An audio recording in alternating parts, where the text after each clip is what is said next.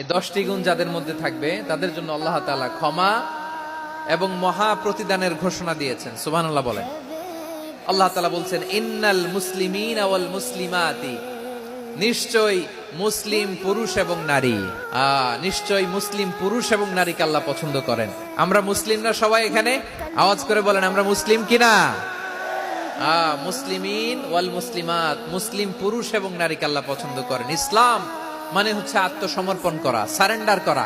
ইসলাম মানে সারেন্ডার করা কার সামনে? আল্লাহর ইচ্ছার সামনে, আল্লাহর আদেশের সামনে, আল্লাহর আইনের সামনে আত্মসমর্পণের সারেন্ডারের নামই হচ্ছে ইসলাম। চিল্লায় বলেন ঠিক কিনা?